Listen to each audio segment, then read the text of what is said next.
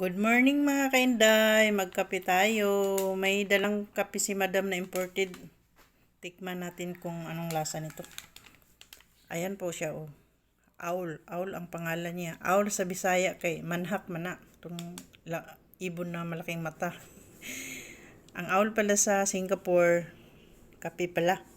Yan po siya oh, kape. Ngayon ko lang po ito matitikman. Ayan oh.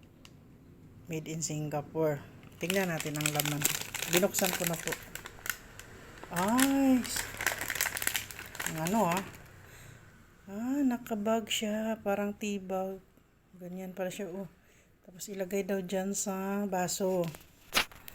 Tapos lagyan ng mainit na tubig.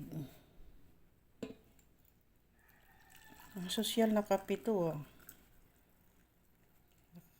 Naka ano siya, bag pa. Tingnan natin kung anong lasa yan. Natikman ko na mga kainday. Ang sarap niya mga kainday kahit hindi mo nalagyan ng asukal kasi parang matamis-tamis siya tsaka malinamdam. Ang sarap talaga. Hindi ko na yan nilalagyan ng asukal. Kasi kahit walang asukal siya, pwedeng-pwede na talaga inumin. Bye-bye mga kainday. Good morning sa lahat.